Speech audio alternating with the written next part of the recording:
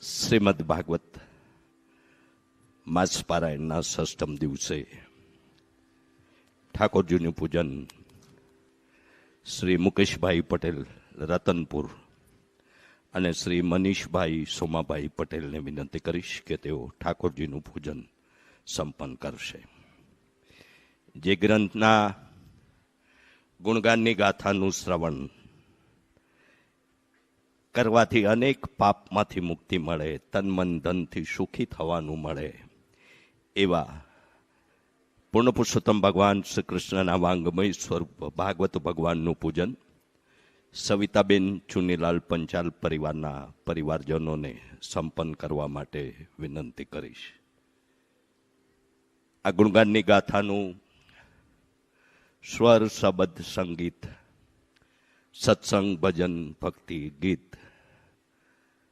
અને સહજ શૈલીમાં જેમની દિવ્યવાણીનું રસામૃતનું પાન આપણે સૌ કરી રહ્યા છીએ એવા યુવત ભાગવતાચાર્ય પૂજ્ય જિજ્ઞેશ દાદા રાધે રાધેનું પૂજન લીનાબેન અરવિંદભાઈ પંચાલ પરિવાર સંપન્ન કરશે તેવી વિનંતી છે.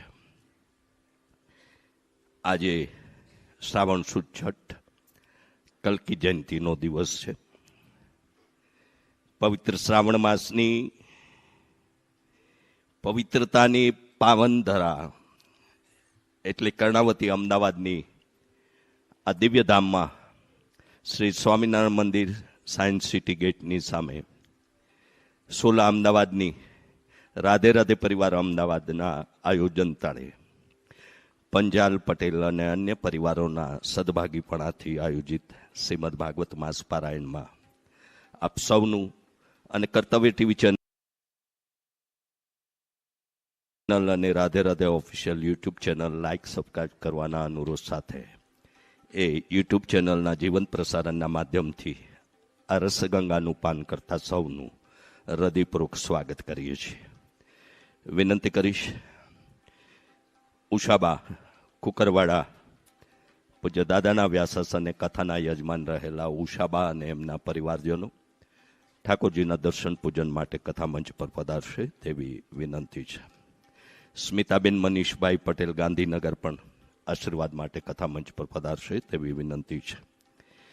તેજલબેન જીતેશ કુમાર પટેલને પણ વિનંતી કરીશ કે તેઓ પણ દર્શન પૂજન કરવા કથા મંચ પર પધારશે.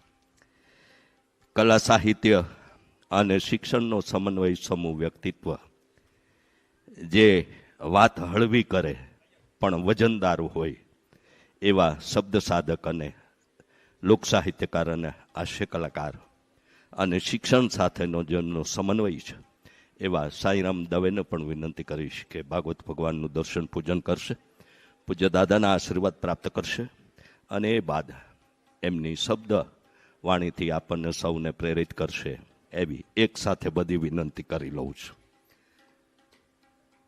એક દિવસની સત્યનારાયણની કથા કરવી હોય તો પણ 2-3 વાર યાદી આપણે કરતા હોઈએ છીએ અને જ્યારે એ કથા પૂરી થાય ત્યારે આપણને એમ થાય કે XYZ રહી ગયા, આ ભાઈને કહેવાનું રહી ગયું. એવું પ્રસંગોમાં પણ બનતું હોય છે. પછી 1 દિવસનો પ્રસંગ હોય, 7 દિવસનો હોય કે 3 દિવસ કે 4 દિવસનો હોય.